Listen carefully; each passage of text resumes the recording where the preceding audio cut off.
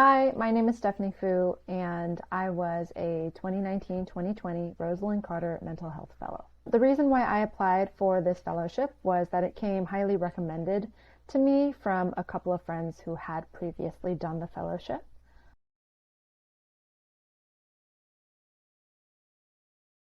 I was diagnosed with complex PTSD in 2018.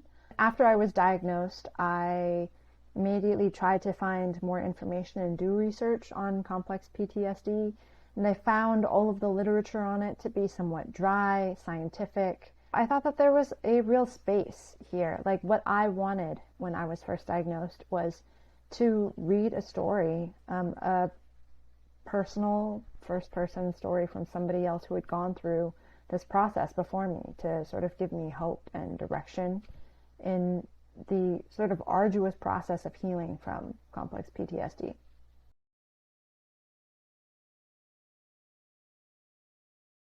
If you haven't heard of complex PTSD before, don't worry, you're not alone.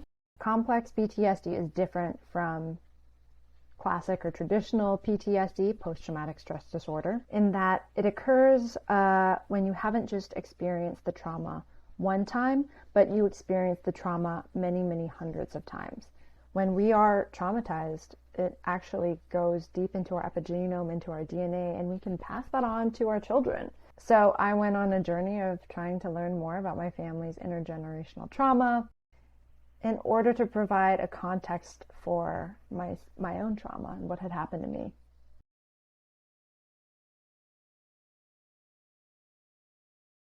This fellowship was helpful to me in many ways.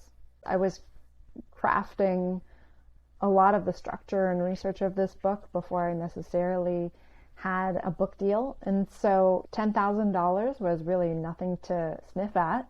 So that was really helpful for me. And then also, after the book was written, or during the process of writing the book, I think it was really helpful to have access to therapists. Caroline Klaus Ehlers, or CC in particular, she read through drafts, she read through my book, and she really made sure that it was scientifically accurate from a therapist and psychologist perspective. She validated it and she's championed it ever since then, and that has been just super valuable to me.